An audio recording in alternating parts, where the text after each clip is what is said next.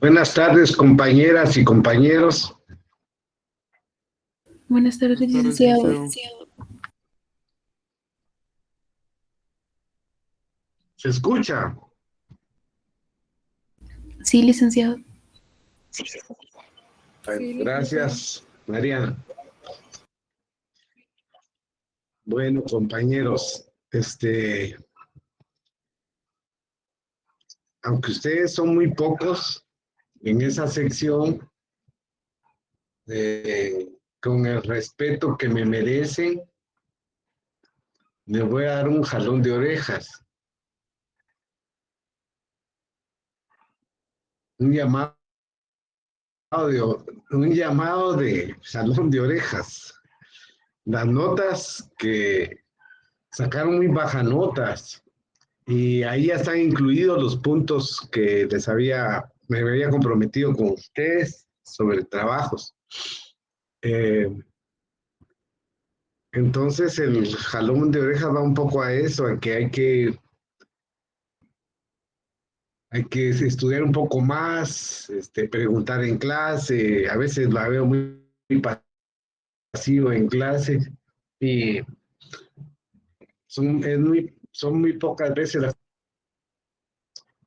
eh, hay, claro, hay sus excepciones. Eh, hay varios compañeros y compañeras que sí preguntan o tienen inquietudes, ¿verdad? Una de ellas es, entre varias, es Heidi, que sí ha preguntado, lo que me recuerdo. Y hay otros compañeros, pues, y compañeras. Pero sí quisiera hacer ese llamado y lo hago no con el traje de docentes, ni mucho menos como profesional del derecho, sino como compañero. Tómenlo como compañero este llamado. Mm, y eh, el examen, para el examen final, ahí son temas, cada vez son más, este, deben de ser más estudiados, necesitan más análisis. Yo trato de hacer mis diapositivas que lo más comprensible, ¿verdad? Pero si no, vamos a hacer una prueba cuando veamos los contratos. Tal vez leen el texto y les va a ser más fácil. No sé. También yo soy de las personas o docentes que me formé críticamente, es decir, el concepto que está tanto del docente como de los estudiantes, ¿verdad? Y lo dije en la primera sesión de clase. Entonces, ese es el llamado y que, y que pues, pongan un poco más de esfuerzo para, para como este curso. Bien, eh, hoy vamos a seguir desarrollando lo que es el Pater Familia, eh, que está contenido dentro de lo que es la familia, el matrimonio, ¿verdad? Hemos hablado del parentesco, de la definición de familia, eh, y ahora, como tenemos en pantalla, es el pater familia, ¿verdad? Bueno, el pater familia era el dueño eh, legal del hogar y como en Roma era una sociedad eminentemente patriarcal, típica de la antigüedad en Roma. Entonces el pater familia era el que trabajaba para sostener la casa, tomaba las armas en caso necesario para defenderla. ¿Me escuchan? Sí, licenciado. Sí, licenciado. Compañeros, ¿me escuchan? Sí, Lick, todo bien. Sí, licenciado. Pues, no se ve entrecortado. Se oye No se ve entrecortado. No, licenciado. O están saboteándome por lo que les dije. No, Lick, no. Todo bien. ¿Sí se escucha bien claro, licenciado? Bueno.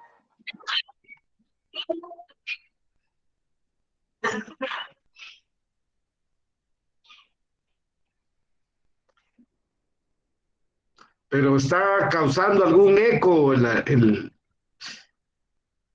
audio.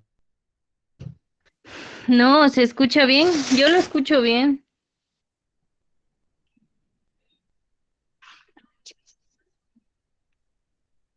Bueno, entonces, ustedes tienen las diapositivas.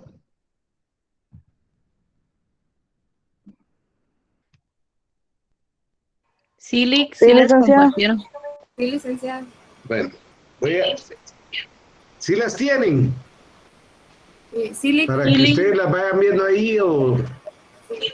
Bueno, entonces estamos hablando del pater familia. Entonces decíamos que el pater familia, aparte de las potestades que tenía, o sea, el poder, el pater familia era el dueño, decíamos, del legal del hogar y de todos sus miembros, ¿verdad? Hablábamos que en Roma era una sociedad era el que trabajaba en la casa, tomaba las armas en caso necesario para defenderla. Importante era la pieza sobre la que giraba toda la familia. Era el que tenía la responsabilidad de dirigirla de manera adecuada a sus intereses, ¿no? Dentro de la propia unidad familiar. La responsabilidad, bien dice aquí, ¿sí me escuchan? Que aquí dice que me estás ahí. Sí, Lick. ¿Me escuchan? Sí, todo bien. ¿O me escuchan? Sí, Lick, todo bien. Bueno, bueno, gracias. Entonces, eh, entonces el padre de familia era la máxima autoridad familiar, ¿verdad? Gracias a la patria potestad de que podía disponer familia, ¿eh? Y todos los demás miembros debían obediencia a sus decisiones. La patria potestad no solo fue un hecho jurídico reglamentado, sino como en toda Roma, una consecuencia de la tradición de los romanos, eh, gracias a que en Roma eh, eh, estaba muy arraigado el vínculo cristiano, ¿verdad? Eh, eso le daba entonces eh, una mayor fuerza a su posición de patria.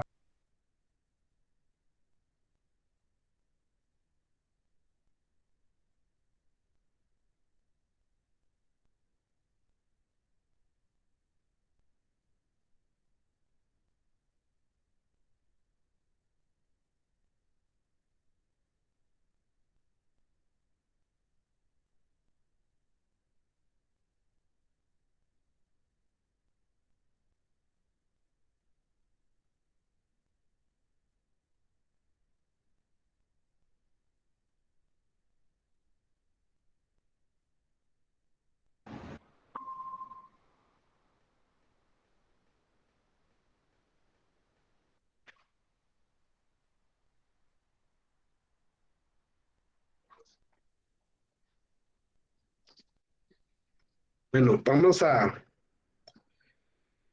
se está yendo el audio, ¿verdad? Sí, solo hace unos minutitos, ¿Me sí. escuchan, compañeros? Sí lo escuchamos, solo lo sacó de la reunión. Sí se fue, ¿verdad? ¿Qué manda? Sí, solo un ratito. Se lo sacó de la reunión. Bueno, ahorita vamos voy a hacer unos ajustes aquí, entre estos voy a apagar un poco la cámara para ver si tengo un mejor audio. Denme un...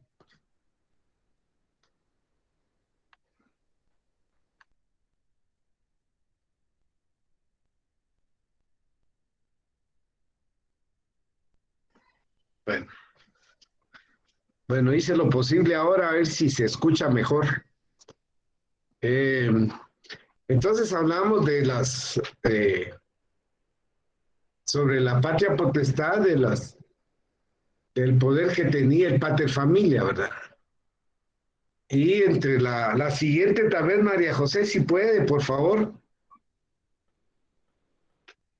Comprendiendo que en el pater familia tiene ese poder, entonces la patria potestad, ¿verdad?, era el poder que ejercía el pater familia, ¿verdad?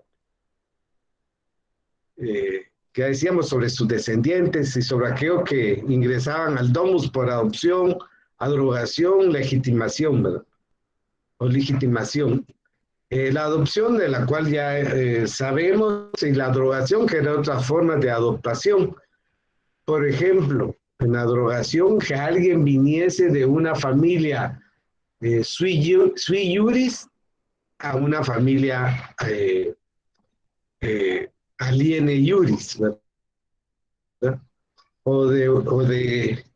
O en cuanto al parentesco, que viniera del agnaticio, ¿verdad?, a otra forma de parentesco. Eso es cuando hablamos de adrogación y legitimación. Entonces, entre las fuentes de la patria potestad está el de nacimiento, ¿verdad? Es el modo más general que se dio en Roma, que es el para poder ingresar a una familia. Todos quedaban sujetos a la patria potestad producto del justo matrimonio. Ponga atención al término que digo de justo matrimonio, porque lo vamos a decir en varias oportunidades y vamos a llegar a comprender qué era eso de justo matrimonio en Roma. Entonces, era la forma natural de nacimiento. La legitimación, ¿verdad?, entonces se crea a favor de los dos nacidos en concubinato, ¿verdad? Ya que era el medio por el cual el hijo natural se convertía en legítimo y quedaba sometido a la patria potestad.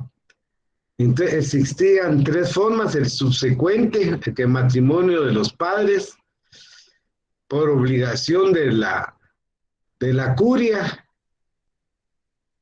y por prescripto del emperador, es decir, por los dictados que emanen del emperador. De esas formas podría darse la legitimación de los hijos en matrimonio.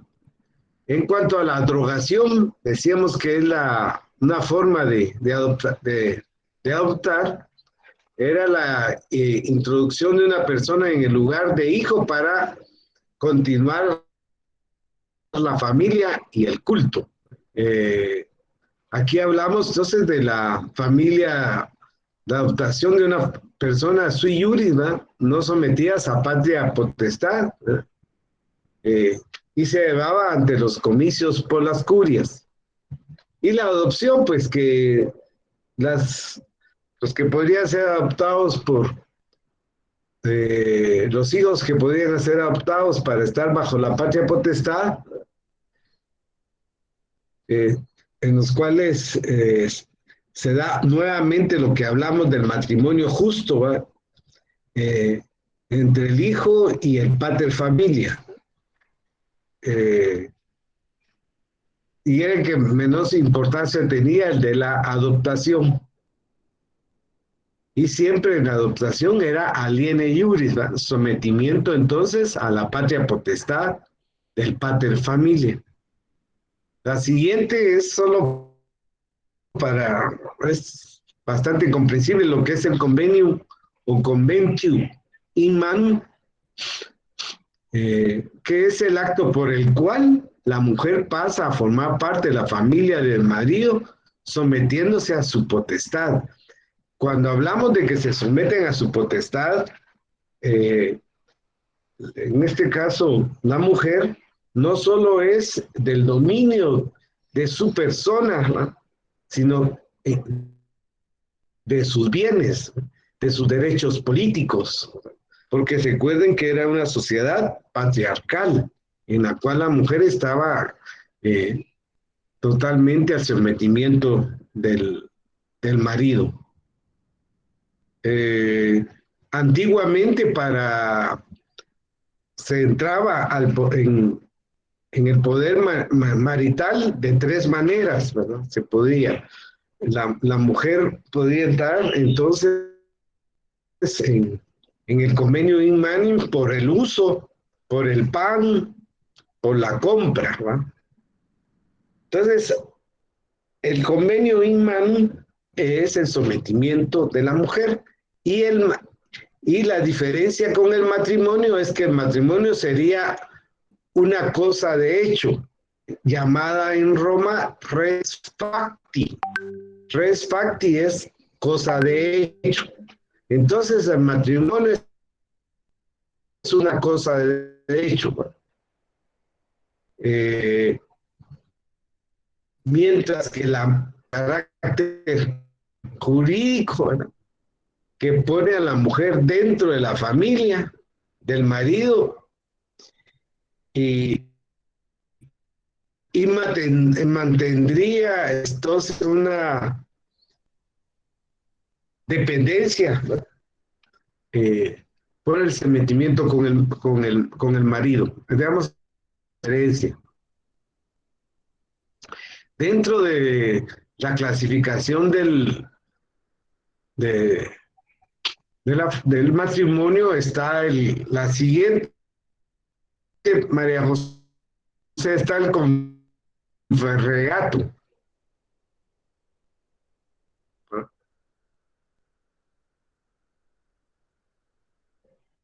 ¿Puede, María José? Por favor.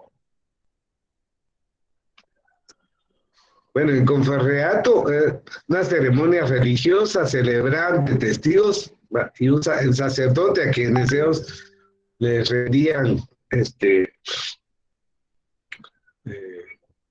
el homenaje de matrimonio con frases solemnes, ritos, eh, donde había donde habían de comer pan de trigo, eh, llamado Farreus Panis, que ahí es donde deriva su nombre.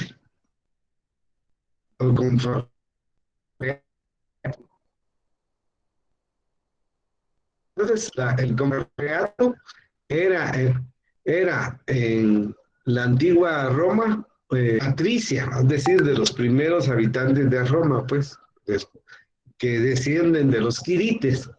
Eh, entonces, el conferreato era una antigua fórmula patricia, ¿verdad?, de matrimonio entre romanos, especialmente para aquellas parejas que deseaban que sus descendientes fueran eh, personas nobles, eh, eh, que adoraran a Júpiter, ¿no? Entonces estaba destinado, reservado para aquellos patricios eh, cuyos padres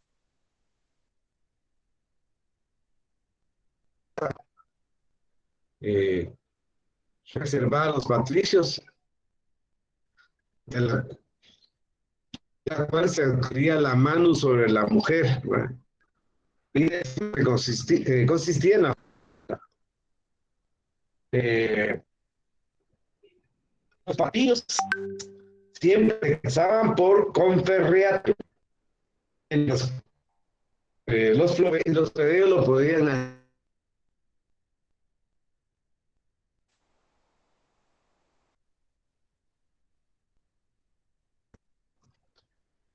El cohemte es la compra ficticia de la esposa en forma de emancipatio, ¿verdad?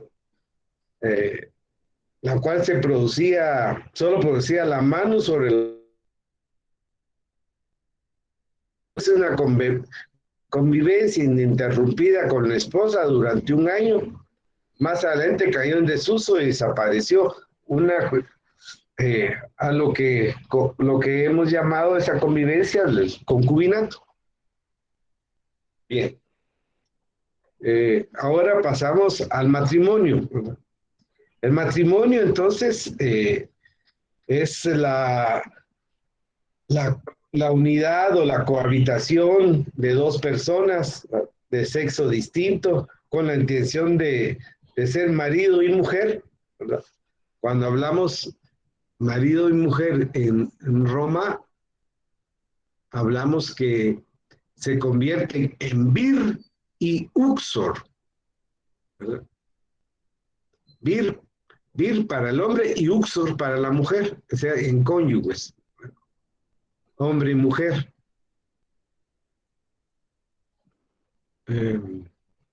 Entonces, la intención de el vir y uxor, con la intención de ser marido y mujer, de procrear, educar una comunidad de vida bajo todos los aspectos.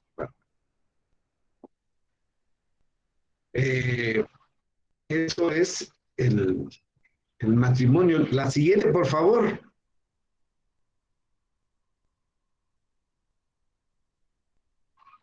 Bueno, se ha perdido. ¿Me escuchan? Sí, licenciado. Sí, licenciado, se escucha.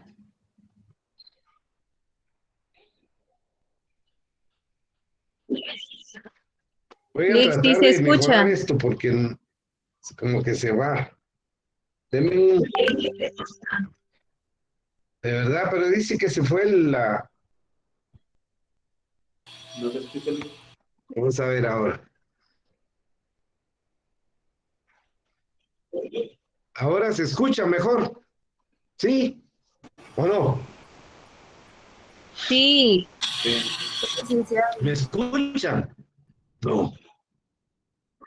Va, sigo pues.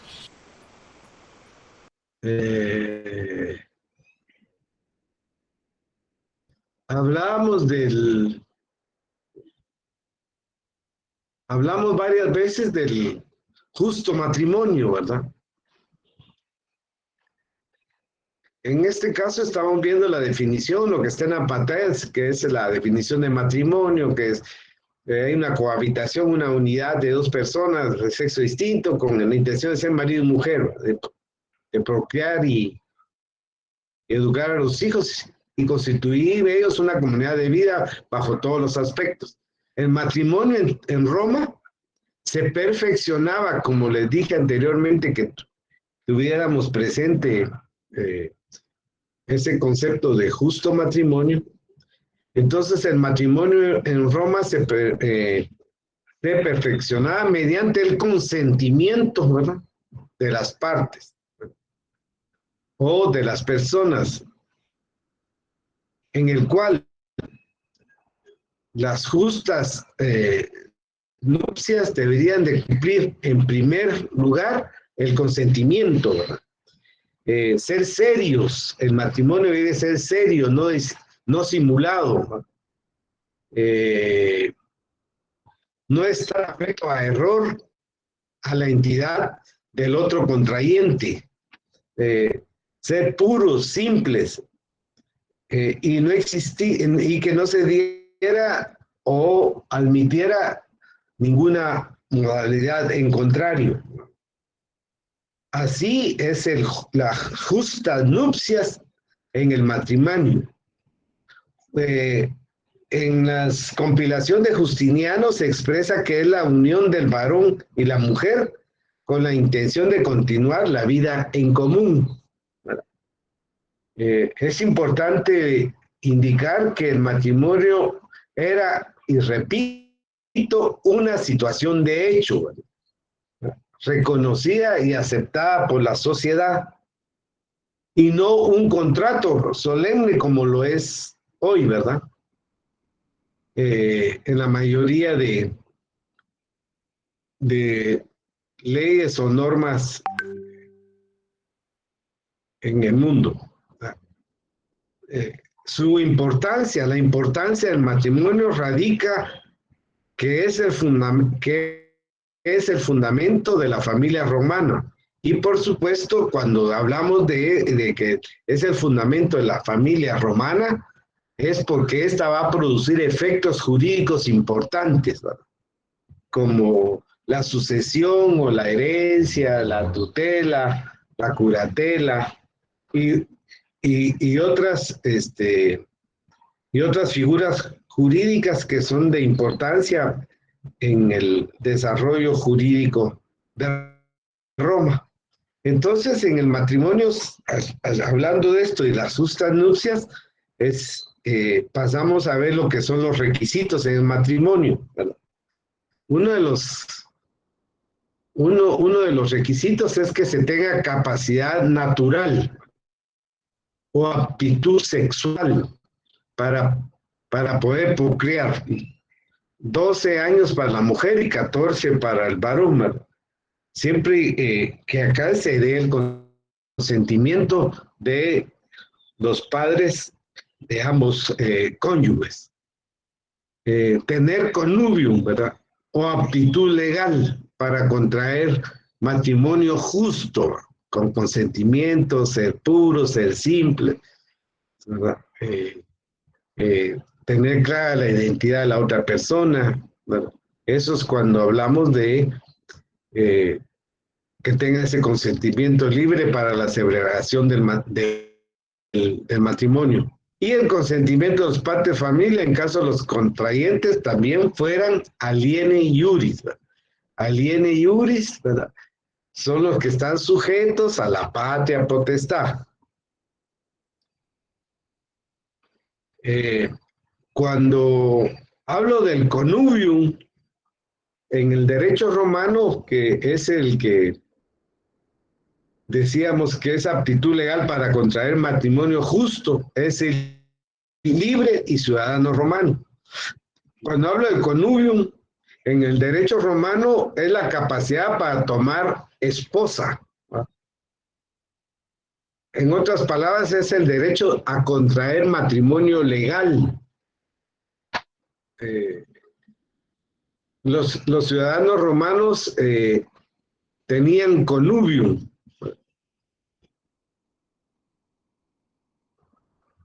pero no tenían el connubium, pero no lo tenían los latinos y extranjeros, ¿va? Solo los romanos tenían ese privilegio.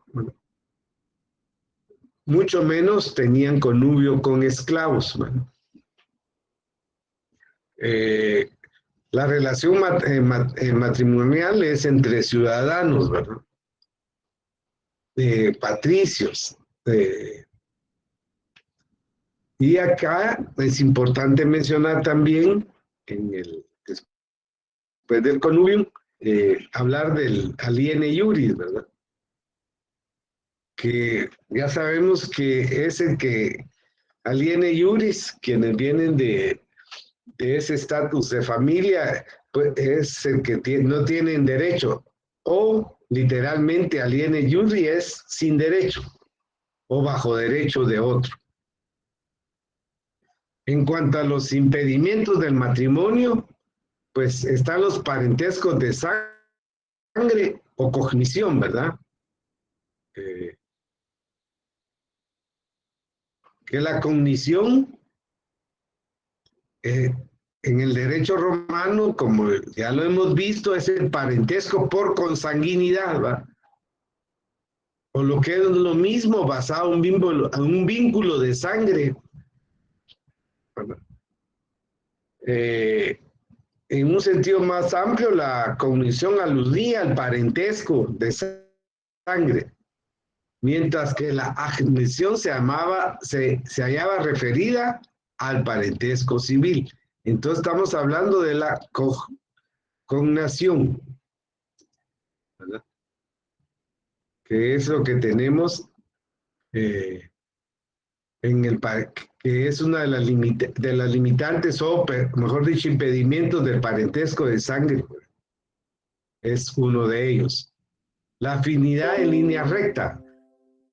¿Se acuerdan que hablábamos de la cognición en línea recta y en línea colateral? Entonces, en línea recta, el padre, la esposa, los hijos, los nietos, etcétera.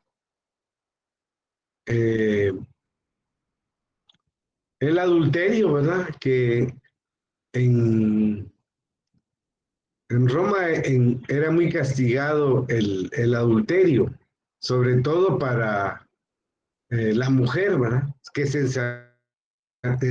se sancionaba con mayor severidad que el hombre.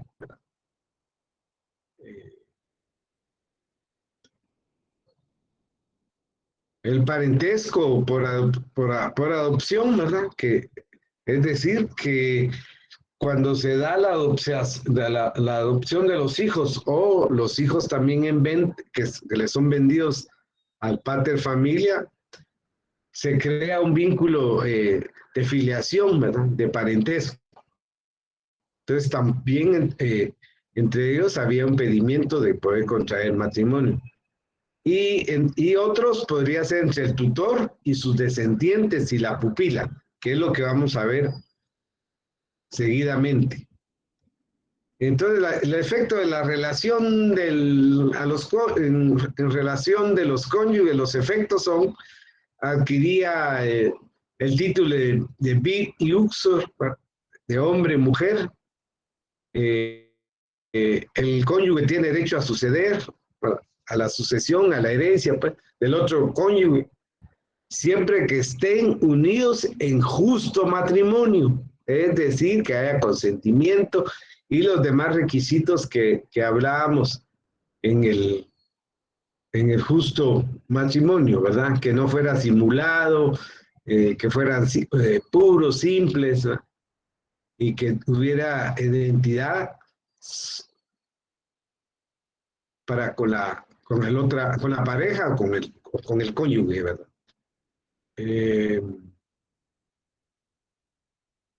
Se dirían recíprocamente alimentos. Bueno, la mujer tenía el deber y el derecho de habitar en la casa del marido, en el domus.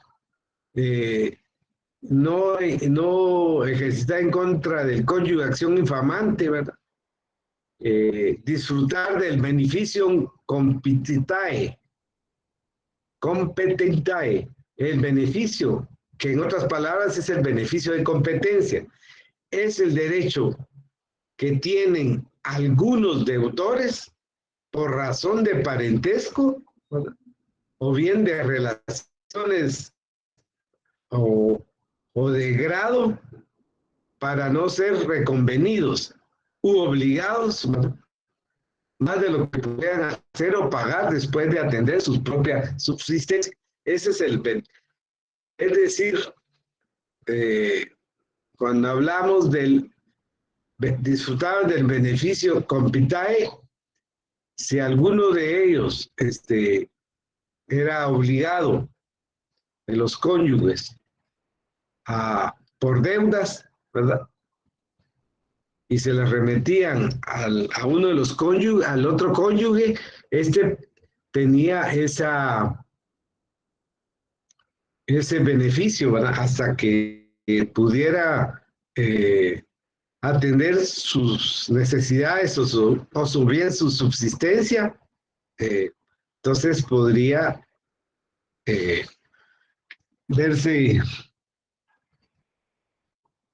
podría tratar esa situación cuando hubieran reclamos de carácter económico.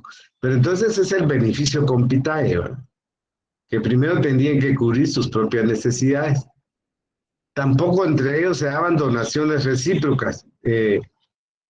Y los bienes, si había en el matrimonio acumanu, pasaban al marido. En caso contrario, conservaban esos bienes. Entonces, cuando había cuman, ¿verdad?, cuando había un dominio o una potestad total del hombre sobre la mujer. En cuanto a los efectos en relación a los hijos, están los nacidos de matrimonio justo son legítimos, ¿verdad? Volvemos a hablar de matrimonio justo, ¿verdad? Nuevamente, caen bajo la potestad del padre, se con derechos sucesorios. Eran los agnados, vínculo, ya hemos dicho, jurídico que surge entre el pater familia y todos aquellos sometidos a la patria potestad. Y estos eran por nacimiento.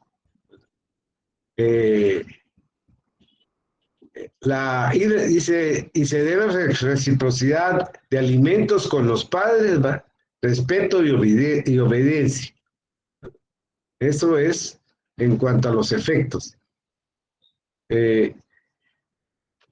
Entonces ahora pasamos a ver lo que es la tutela y la curatela. La tutela en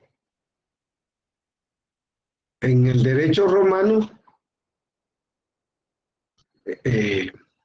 era una figura jurídica. La tutela en el derecho romano siempre era una figura jurídica por la cual se daba protección al menor y a las mujeres, ¿verdad? Ya que era un poder que era permitido por el derecho civil, que se daba a una persona libre para que protegiera a otro u otros que por su corta edad no pudieran hacerlo, ¿va? Eso es cuando hablamos de tutela.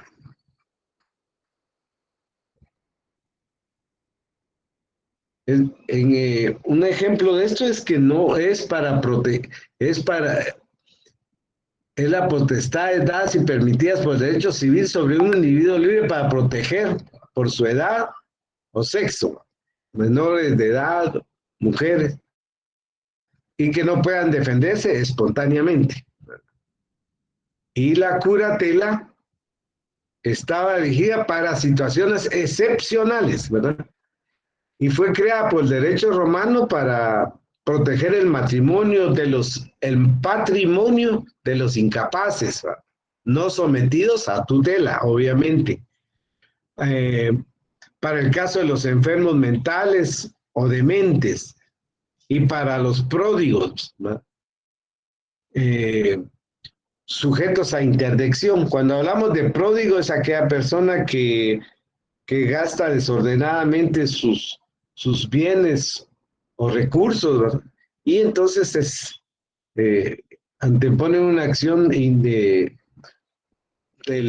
pretor, ¿verdad? Que es la interdicción. Entonces la curatela estaba dirigida para situaciones, digo, excepcionales o accidentales. El curador era ciudadano romano que protege los intereses patrimoniales del pupilo y lo asesoraba en negocios jurídicos, ¿no? Entonces, precisamente por eso decimos que fue para proteger la curatela, se creó para proteger el patrimonio de los incapaces, ¿no? Que no estaban sometidos a tutela, enfermos mentales, los pródigos, ¿no? Y del pupilo. Entonces, una diferencia entre la tutela y la curatela es que la tutela se orienta más a formar y a defender a la persona, ¿no?, del incapaz que al manejo de su patrimonio.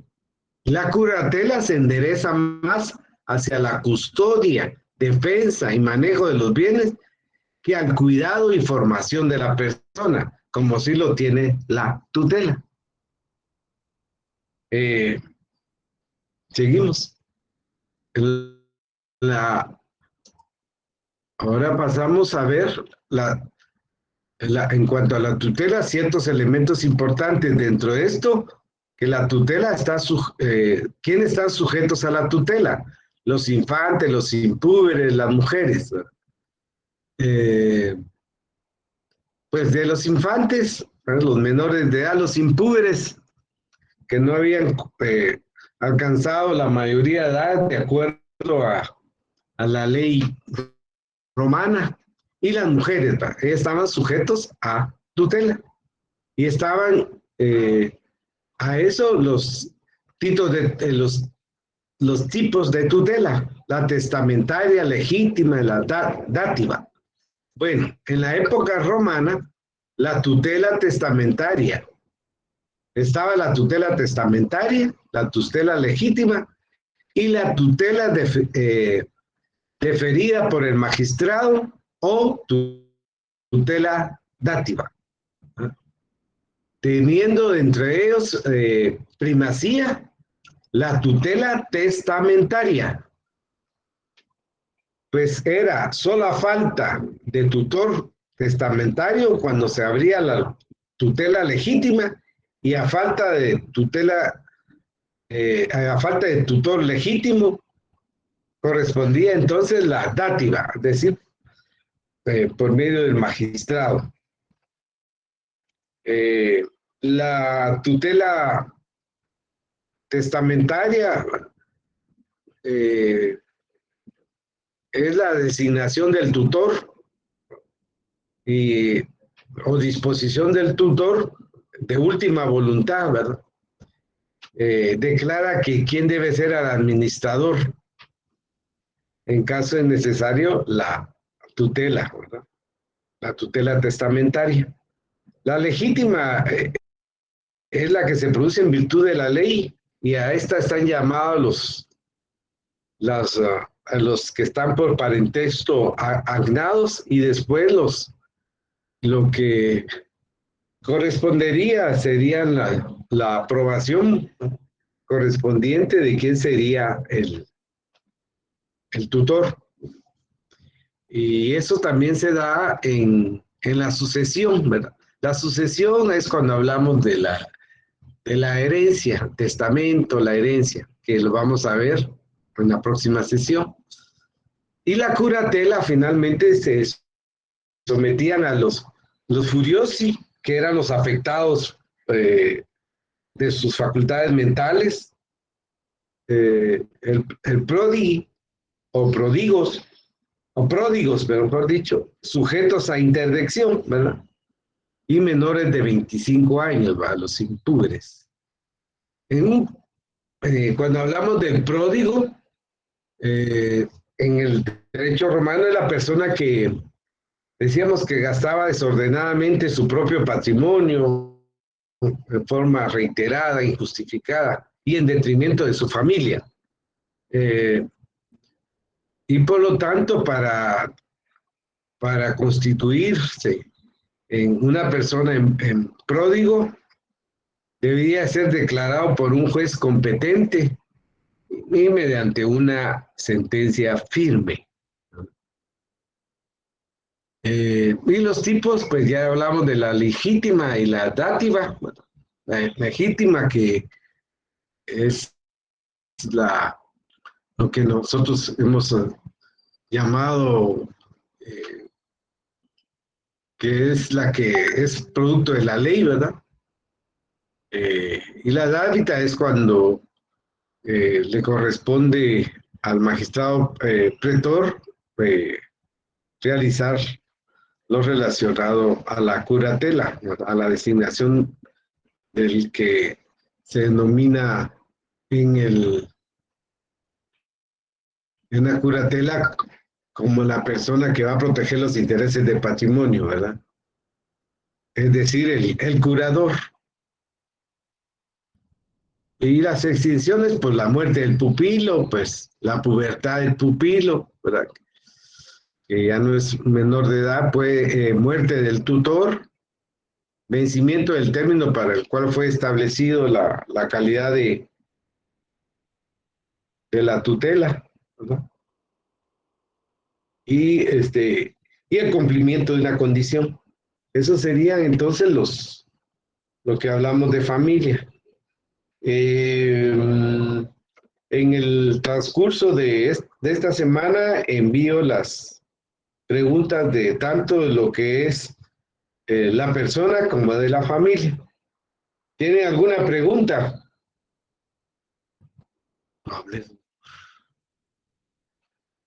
No, licenciado, todo bien. No,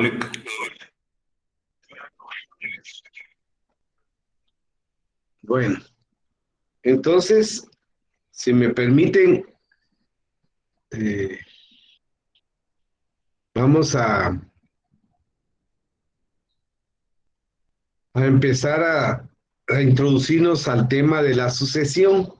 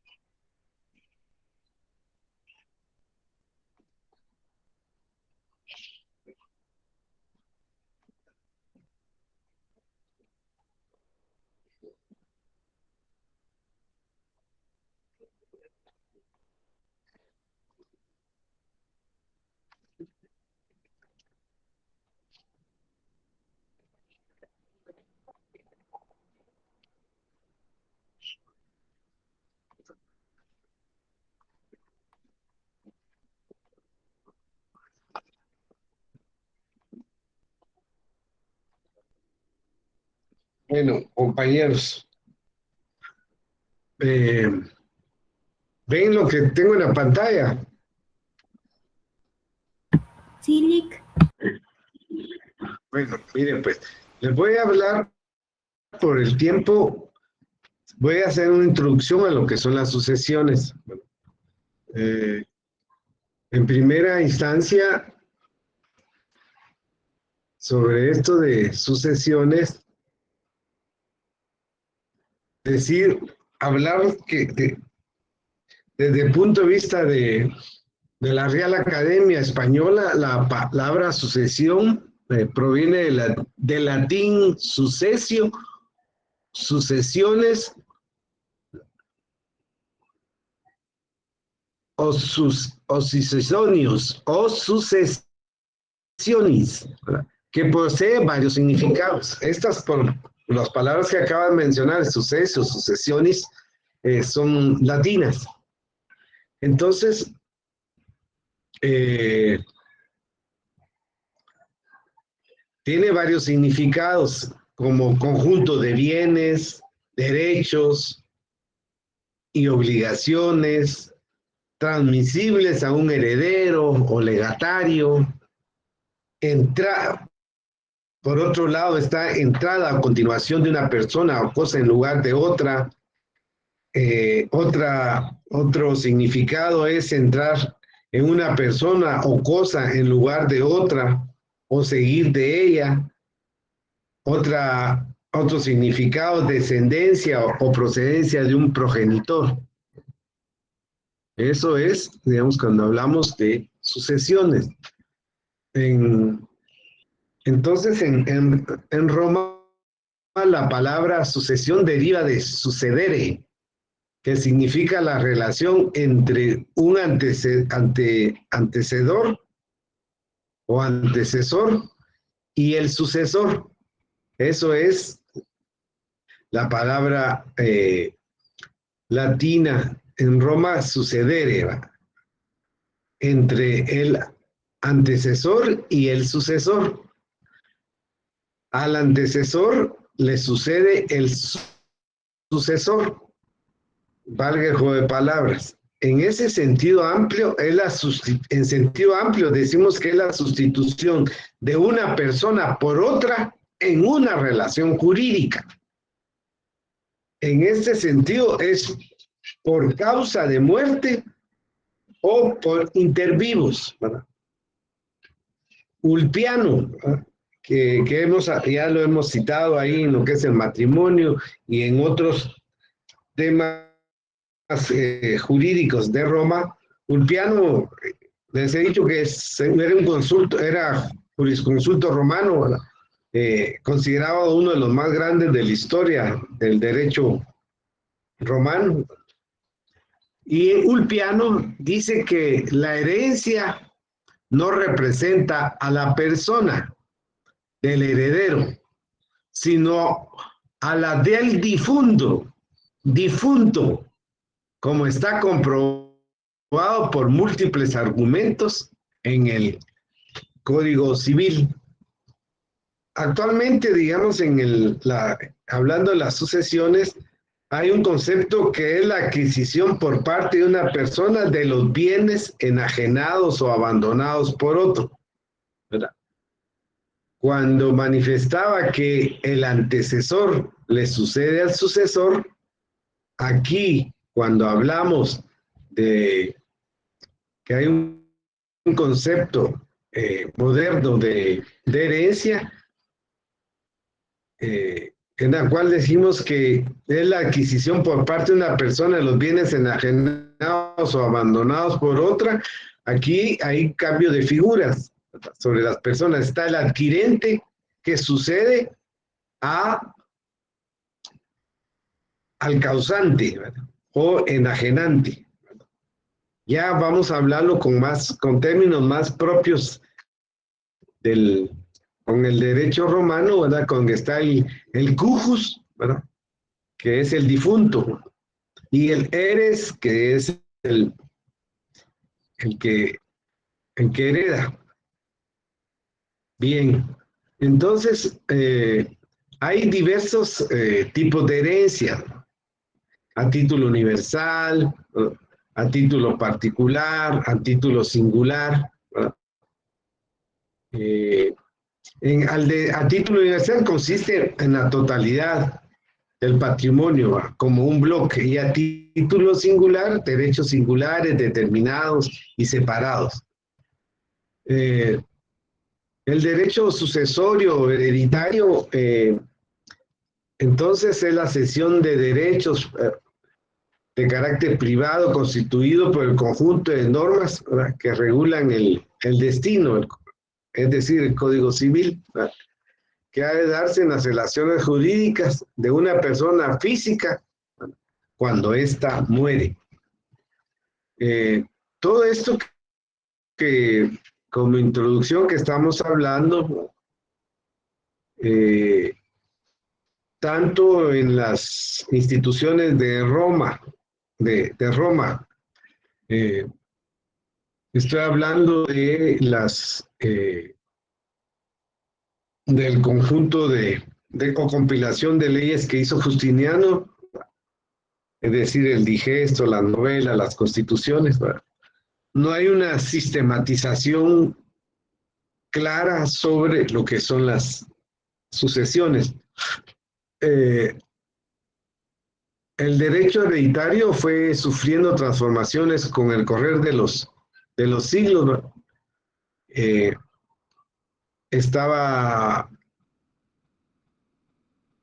Primariamente estaba que el derecho hereditario estaba regido por el jus civil, derecho civil, Luego en la época clásica se daba entre el jus civili y el jus honorarium, ¿verdad? Y la tercera etapa, que es la que en la cual desaparecen estas dos formas, está en la tercera etapa es del imperio con el derecho de Justiniano. O sea, aquí desaparece la dualidad primitiva y de la época clásica. Y el derecho sucesorio, si tiene siempre ha tenido las mismas características desde que se manifestó esta figura jurídica en Roma. También son las mismas características que en los códigos civiles modernos. Como por ejemplo el fenómeno jurídico, el traspaso, que se puede ser debido a fallecimiento, o también puede ser traspaso de intervivos, es decir, que se da la sucesión o lo que llamamos la sucesión o la herencia, que se llama mortis causa, que es por fallecimiento, y la otra se llama sucesión inter vivos, ¿verdad? Entonces, con esta introducción, yo puedo decirles algunas definiciones de sucesión, empezando por lo que hablábamos de lo más fundamental, que la sucesión es el medio por el cual una persona ocupa en derecho el lugar de otro. Bueno, eso en el derecho sucesorio. En otras palabras, la rama del derecho que se llama derecho hereditario, sucesorio o simplemente sucesional, ¿verdad? Este derecho va a regular las consecuencias que se producen con la muerte, entre otras, la designación de herederos, la transmisión del patrimonio y la manera en que esta puede hacerse, ¿verdad? Puede ser, digamos, con el fallecimiento de la persona y también que puede ser intervivos. En el derecho romano, hablando puntualmente lo que son las sucesiones, no se transmiten los derechos políticos, ni aquellos derivados del derecho de familia, como lo que provienen del matrimonio, la patria potestad o la tutela. En cambio, casi todos los derechos patrimoniales son transmisibles por herencia. En Roma se podían transmitir los derechos reales, salvo los de usufructo, uso y habitación. Anoten esas preguntas de examen. Salvo, en Roma se podían transmitir los derechos reales, salvo los de usufructo, uso y habitación.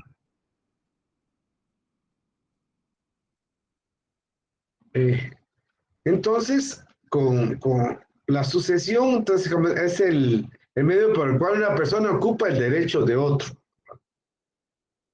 Es lo que hablaba al principio, en la introducción, que al antecesor le sucede el sucesor.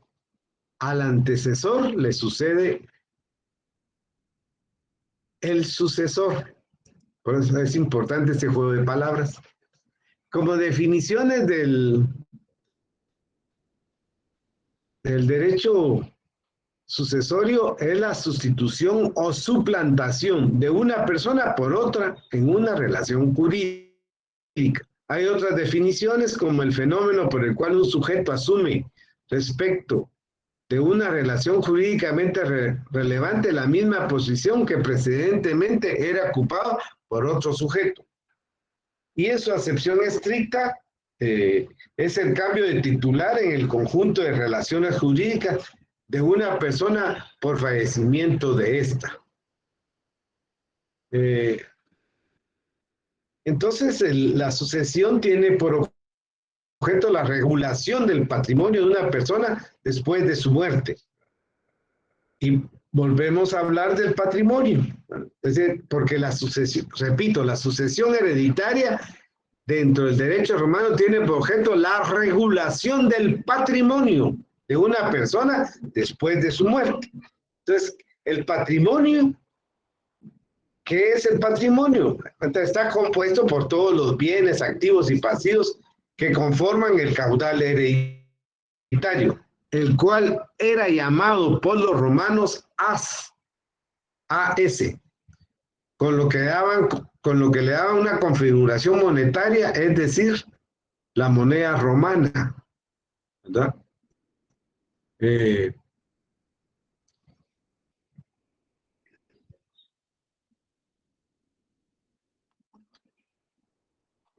causante, era conocido entre los romanos como el defuntus mortus, que era el difunto, autor o causante de la herencia. Se le designaba como el de cujus,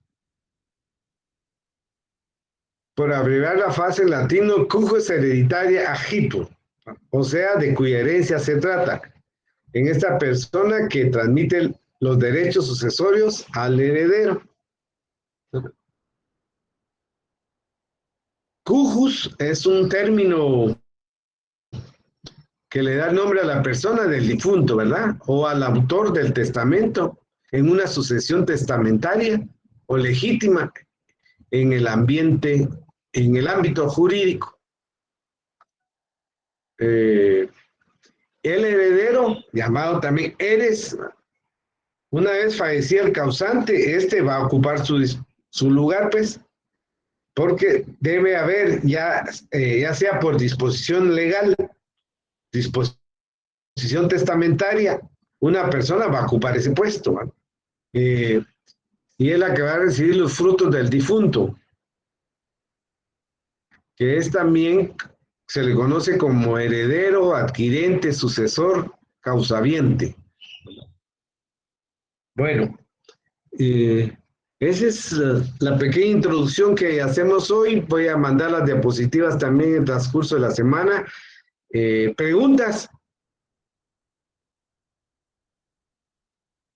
Licenciado, tengo una pregunta. Ajá.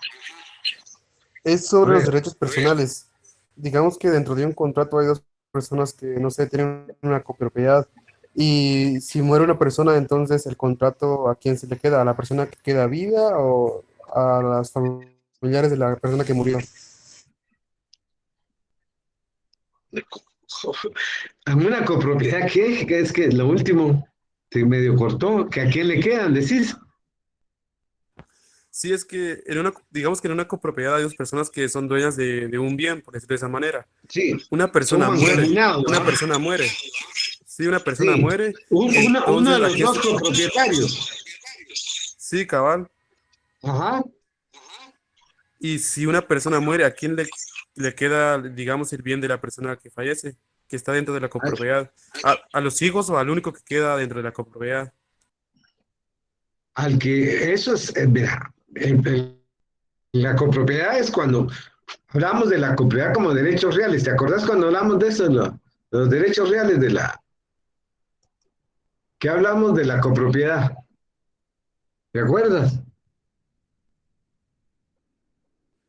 Ok, Vamos. bueno, acabo de acordarme, pero como es por medio de un contrato. Por eso, correcto. Espérate. Pero en contrato mira, pues en todo contrato hay disposiciones, ¿verdad? Que también se le llaman las estipulaciones. En el contrato que debe quedar establecido qué sucede cuando se da la copropiedad. Entonces, recordando lo que es copropiedad, vamos a ver. La copropiedad es, bueno, hay dos. La zona de extinguirse la copropiedad, cuando podía ponerse cualquiera de los dos copropietarios o condoms, poner fin a la copropiedad a través de una acción presentada ante el pretor, ¿verdad? Que son, ¿se acordás? Eran las acciones mixtas, ¿verdad? Y entre las acciones mixtas estaba el actio familia eriscundae, ¿verdad? Y para la división de la herencia. Esas eran las formas de extinguirse. Ahora, en la sucesión, cuando es copropiedad, si previamente se debe establecer la legitimidad de quién le correspondió, hablando estrictamente de la copropiedad, a quién le va a quedar, para que en las sucesiones, ya sea mortis causa o por muerte o fallecimiento, para que en esta no exista mayor dificultades en cuanto al beneficiario que se queda o al causante, ¿va?, de ello. Entonces, en la copropiedad debe quedar muy establecido esto, ¿verdad? ¿Cómo terminar la copropiedad? ¿Cómo se puede dividir la copropiedad? ¿Verdad? A través de acciones ante el magistrado, y para que esto no perjudique entonces a la persona que va a ser beneficiada con una parte de la propiedad, ¿verdad? Si en su caso la copropiedad no llegó a por situaciones no previstas a determinar, a que se terminara la copropiedad, sino que sí copropietarios, si este era copropietario, tiene derecho a su parte a dejar como herencia, ¿verdad?, a la persona. ¿Me explico? Sí, licenciado, gracias.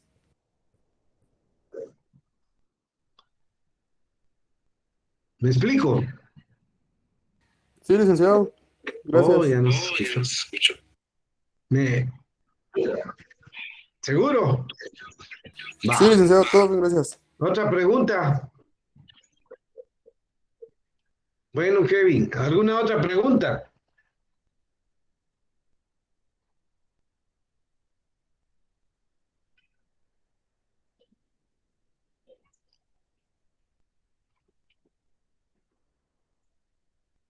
Bueno, nos vemos en la próxima sesión de clase, compañeros.